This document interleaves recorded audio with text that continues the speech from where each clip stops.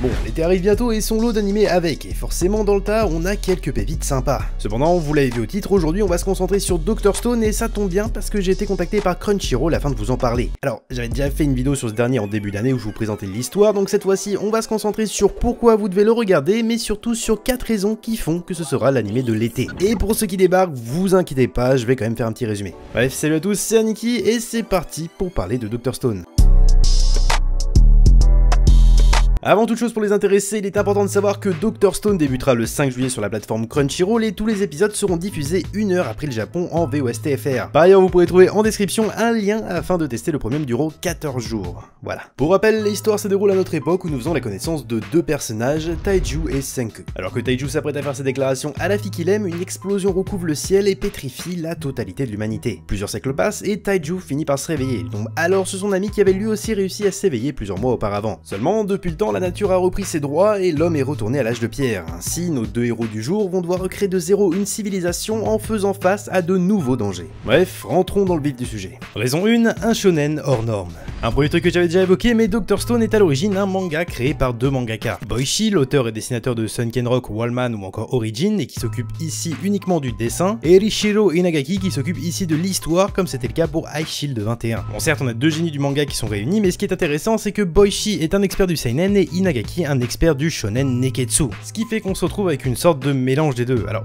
certes, Dr Stone est un shonen pur et dur, mais il propose des développements intéressants. C'est le cas avec les personnages principaux. Si l'on prend le héros et le méchant, ils sont tous deux aux antipodes. On a un antagoniste contradictoire qui cherche à faire une société que l'on pourrait juger juste au début, mais qui au final refuse les avancées scientifiques et la liberté de chacun pour assouvir la soif de pouvoir de son leader et pour que ses idées puissent régner. Et à l'inverse, on a notre protagoniste Senku qui est assez désintéressé du pouvoir ou de la toute-puissance puisqu'il cherche uniquement à faire évoluer la science. Et c'est là où il s'éloigne du héros de neketsu classique. On n'est pas en présence d'un personnage super fort qui peut faire face à n'importe qui dans un combat, mais au contraire, il se base sur son intelligence et sur la science pour vaincre ses ennemis. Concernant les autres personnages, ça va, ça vient, certains vont disparaître durant très longtemps avant de réapparaître, tandis que d'autres par leur présence vont amener à plus d'intrigues dans l'histoire. Mais très rapidement, 2 camps se mettre en place, ainsi certains personnages vont jouer un double jeu, ce qui fait qu'on se retrouve avec un pêle-mêle de personnages assez diversifiés et assez intéressants. Raison 2, une ode à la vie, à la nature et à l'histoire. Pour ce deuxième cas, on va diviser ça en 2 parties, la vie et la nature, et l'histoire. C'est un des premiers trucs qui saute aux yeux, c'est que Dr Stone est une œuvre écologique, et pourtant on n'est pas dans la dramatisation. On pourrait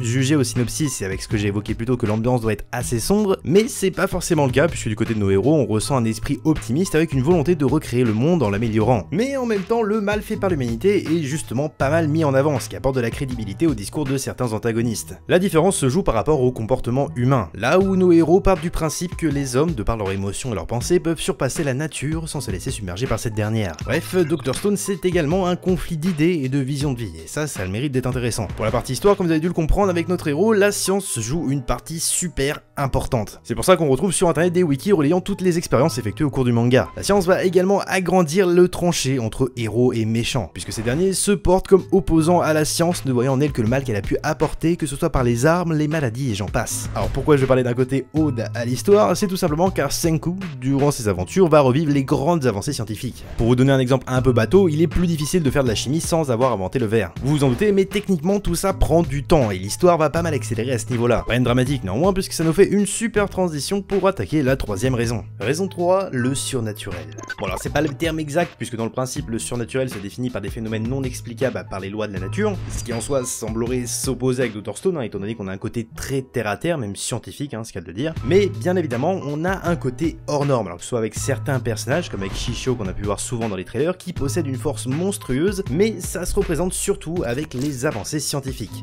Ouais, là encore. Très rapidement, Senku arrive à développer certaines technologies qui seraient impossibles dans un temps normal, mais ça va justement permettre d'accélérer l'histoire et de mettre en place plus rapidement les conflits entre les camps que j'évoquais plus tôt. Ce côté en norme en a déboussolé plus d'un, jugeant l'œuvre illogique, mais c'est un point où je suis en désaccord total, puisque ça amplifie le côté fantastique de l'œuvre, surtout qu'au sein du manga, la vitesse des avancées technologiques ou scientifiques est logique. D'autant plus que grâce à ça, les sciences ne sont pas montrées de manière barbante, mais sont vulgarisées et illustrées parfaitement, afin que ça pousse chacun à vouloir en savoir plus. Et mine de rien, c'est plutôt cool. Raison 4, l'humour. C'est un point que j'ai absolument pas évoqué plus tôt, mais Dr Stone est certes un ovni au sein des neketsu puisqu'il est un mélange d'action et de science, mais il n'échappe pas à certains codes qui l'embellit. Et l'exemple parfait est bien l'humour. Le manga le dose parfaitement. On est certes dans un milieu compliqué avec beaucoup de tension et de drame, mais ça n'empêche en rien des phases d'humour qui vont venir rythmer au mieux l'histoire en permettant de casser un un peu le rythme ou le sérieux de certaines situations. Pour conclure, il est clair que Dr Stone n'est pas l'anime du siècle, ni celui qui délogera les grands shonen d'une Jump, on pourrait même lui reprocher le peu de développement de certains personnages au profit des avancées scientifiques, mais l'histoire se tient bien, d'autant plus que de par son thème innovant et de ses péripéties, je suis persuadé qu'il saura plaire à tout le monde, et saura tous vous tenir en haleine durant cette première saison qui, je le rappelle, commence le 5 juillet. Bref, intéressez-vous à Dr Stone parce que c'est un régal et l'anime va sans aucun doute faire pas mal de bruit. En tout cas, si cette vidéo vous a plu, n'hésitez pas à lâcher un pouce bleu et à vous abonner, n'hésitez pas également à faire un tour sur les Discord qui sera en description ainsi que de me suivre sur mes différents réseaux sociaux, Twitter et Instagram. En tout cas, je vous dis à très bientôt pour une nouvelle vidéo, c'était Aniki,